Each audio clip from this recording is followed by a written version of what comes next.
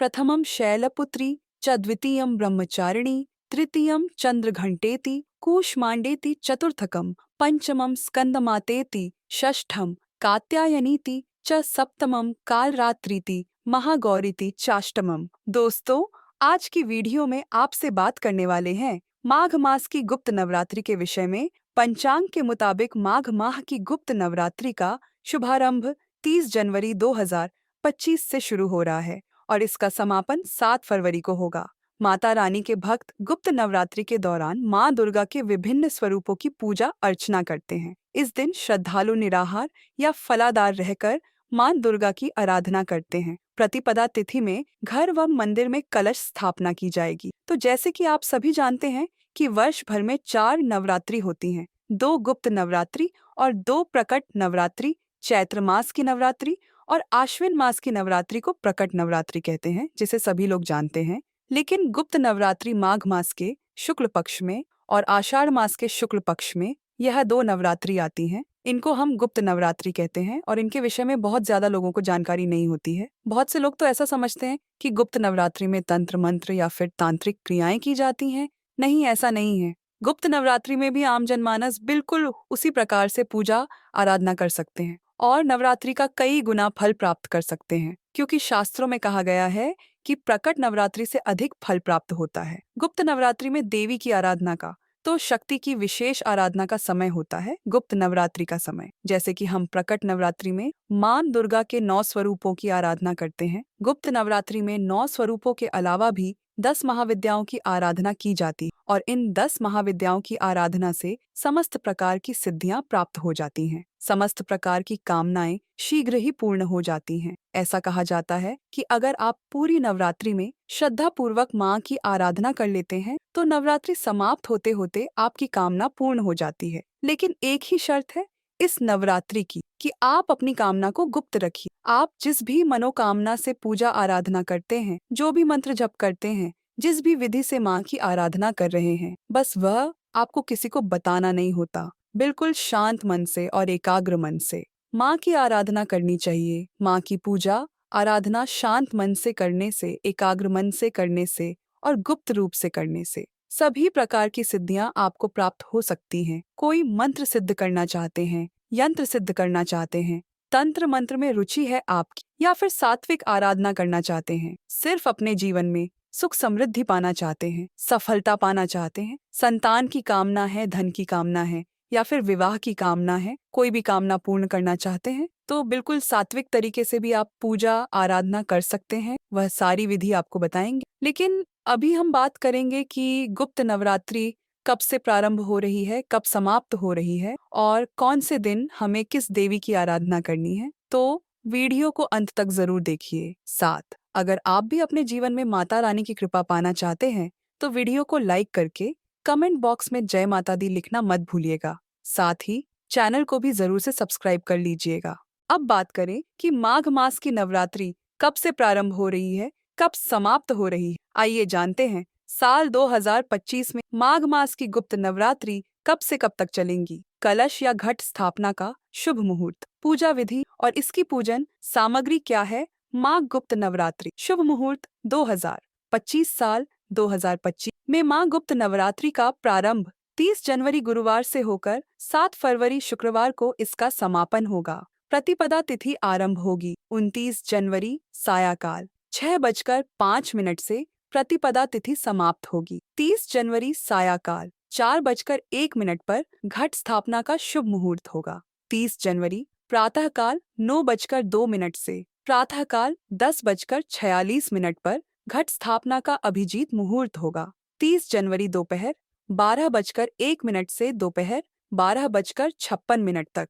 5 फरवरी दुर्गा अष्टमी, 6 फरवरी दुर्गा नवमी और 7 फरवरी नवरात्र पारण किया जाएगा। गुप्त नवरात्रि पूजा विधि। गुप्त नवरात्रि के दौरान सुबह जल्दी उठकर स्नान के बाद पूजा घर की सफाई करें और लाल रंग के वस्त्र धारण करें। पूजा घर में माँ दुर्गा की प्रतिमा स्थापित करें। माँ दुर्गा को लाल फूलों की माला, कुमकुम का तिलक और श्रृंगार सामग्री अर्पित करें। साथ ही पूजा स्थल में कलश स्थापना करें। माँ दुर्गा को हलवा, पूरी, चना खीर और फल का भोग लगाएं। वह नियमित रूप से दुर्गा सप्तशती का पाठ व मां दुर्गा की आरती करें। गुप्त नवरात्रि के आखिरी दिन पूजा के बाद घट विसर्जन करना चाहिए। गुप्त नवरात्रि पूजन सामग्री। अन्य नवरात्रि की तरह ही गुप्त नवरात्रि में भी पूजन सामग्री का विशेष महत्व होता है। नवरात्रि में पूजा के लिए मां की प्रतिमा, लाल चुनरी, लाल वस्त्र, मौली श्रृंगार का सामान, दीपक, घी व तेल, धूप, नारियल, चावल, कुमकुम, लौंग, सुपारी, पान, इलायची, बताशे या मिश्री कपूर, फल,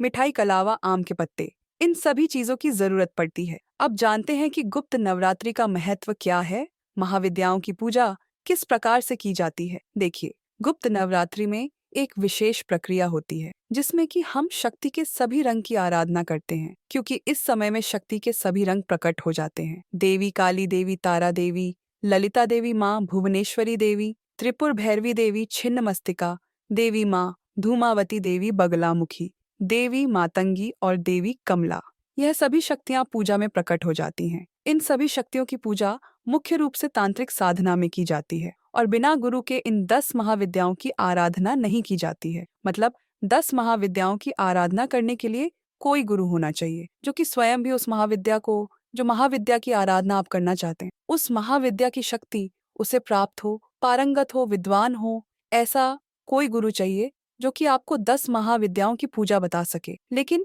यह सभी नियम उन लोगों के लिए हैं जो कि कोई विशेष सिद्धि प्राप्त करना चाहते हैं या किसी महाविद्या की विशेष रूप से आराधना करके उन्हें प्रसन्न करना चाहते हैं। लेकिन अगर साधारण जनमानस आराधना करना चाहे इन 10 महाविद्याओं की, तो बिल्कुल सात्विक रूप से भी, शुद्ध मन से, बिल्कुल सात्विक रूप से 10 महाविद्याओं की आराधना की जा सकती है। जैसे कि प्रतिदिन हम नवरात्रि के प्रकट नवरात्रि के 9 दिनों में माँ दुर्गा के 9 स्वरूपों की आराधना करते हैं, पूजा करते हैं। उसी प्रकार से 10 महाविद्याओं की भी आराधना बिना किसी तामझाम के बिल्कुल आसान विधि से कर सकते हैं। वह आपको आगे शेयर करेंगे। आप लोग बस चैनल से जुड़े रहिए, क्योंकि 10 महाविद्या के जो 10 रूप हैं, 10 स्वरूप हैं माँ के, वह प्रत्येक रूप अपने आप में पूर्ण है। इसमें ब्रह्मांड की कार्य प्रणाली, उसके भीतर छिपे रहस्य शामिल है। महाविद्या सभी जीवित प्राणियों का पालन करती हैं और इसलिए इन 10 महाविद्याओं को तांत्रिक साधना में बहुत शक्तिशाली माना गया है। अब साधारणतया देखा जाए तो पूजा की विधि बिल्कुल वही होती है जो कि हम प्रकट नवरात्रि में माँ की आराधना करते हैं। जैसे कि गुप्त नवरात्रि में भी देवी की पूजा करते हुए आपको सूर्योदय से पहले उठना है, स्नान आदि करके शुभ मुहूर्त का ध्यान रखते हुए पवित्र स्थान पर देवी की मूर्ति या चित्र को एक चौकी पर लाल रंग का कपड़ा बिछाकर स्थापित कर लीजिए और गंगा जल इत्यादि छिड़ककर उस स्थान को पवित्र करके और माँ की आराधना प्रारंभ कर दी जाती है। और गुप्त नवरात्रि में जो आराधना की जाती है, इसमें आप चाहे है तो जल से भी बो सकते हैं, अखंड दीप भी जला सकते हैं, कलश की स्थापना भी कर सकते हैं। लेकिन गुप्त रूप से, मतलब जब आप पूजा आराधना करें किसी को पता न चले, तो इसलिए कहा जाता है कि प्रयास करें कि अगर आप पूजा स्थल जो बना रहे हैं वो किसी ऐसी स्थान पर हो, मतलब घर में किसी ऐसे स्थान पर हो जहाँ पर आते जाते हर किसी की दृष्टि ना पड़े, या फिर आप बिल्कुल गुप्त रूप से बिल्कुल सुबह शाम पूजा करते हुए और साधारण विधि से आप माँ की पूजा कीजिए और मंत्रों का जप अधिक से अधिक कीजिए, क्योंकि यह जो नवरात्रि होती है मंत्र सिद्धि के लिए अत्यंत श्रेष्ठ मानी जाती है। तो जो भी आपकी कामना हो, उस कामना के अनुसार आप मंत्रों का जप कर सकते हैं। जैसे कि आप सुबह और शाम दीप जलाकर बैठकर और माँ के पास, माँ के सामने अपनी प्रार्थना करके, अपने मन की कामना करके मंत्रों का जप कर सकते हैं। इसमें जरूरी नहीं है कि आप अखंड दीपक प्रज्वलित करें या फिर कलश की स्थापना करें। यह पूरी तरह से आपकी अपनी इच्छा पर निर्भर करता है। आप बिल्कुल साधारण विधि से पूजा कर सकते हैं, जो कि बिल्कुल गुप्त रहकर और सभी प्रकार की कामनाओं की सिद्धि करने वाला होता है। और जो भक्त 10 महाविद्याओं की आराधना नहीं करना चाहते हैं, वह मां दुर्गा के 9 स्वरूपों की, जो कि हम प्रकट नवरात्रि में करते हैं, पहले दिन से लेकर 9 दिनों तक, उसी प्रकार से मां दुर्गा के 9 स्वरूपों की आराधना इस नवरात्रि में भी हम कर सकते हैं, बिल्कुल शुद्ध रूप से, सात्विक विधि से। दोस्तों, उम्मीद करते हैं आपको जानकारी पसंद आई होगी। मिलते हैं आपसे अगली वीडियो में। तब तक के लिए जय श्री राधे।